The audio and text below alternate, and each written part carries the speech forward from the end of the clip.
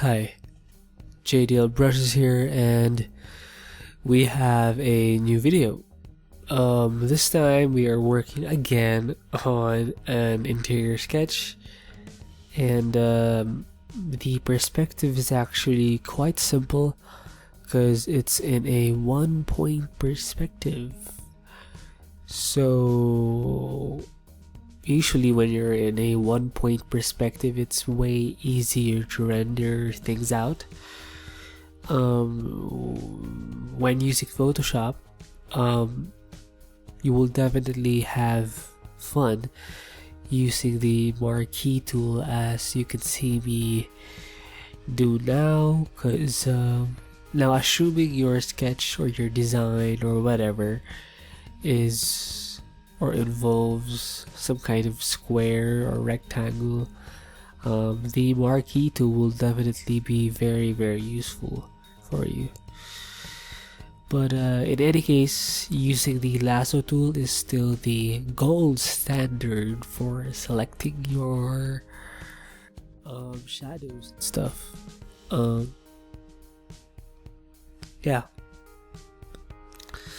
Oh, shit, I think I jumped it a bit because I forgot to record like a few seconds of rendering, but yeah. Shit, I can't believe I did that. Anyway, my process is always the same.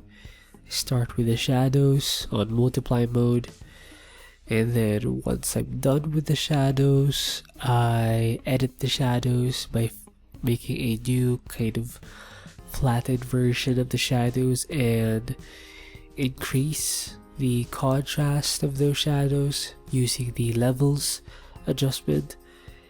And after that, I work on the colors on multiply mode as well, and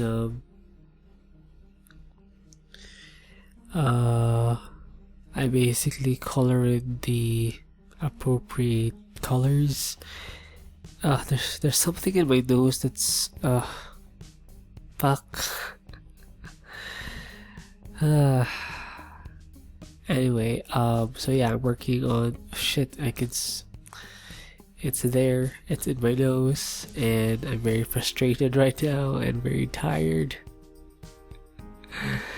I actually want to sleep right now, but I gotta do this. I can't make excuses, because it's not like I'm a carpenter or something where I have to actually do some physical labor. A lot of my work is done digitally anyway, so I can't really complain.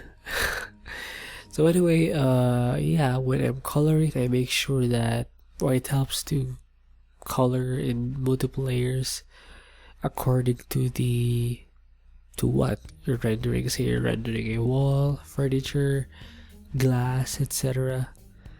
And it also helps excuse me, fuck. It also helps to have a reference photo, right, to kind of pick out the colors you want.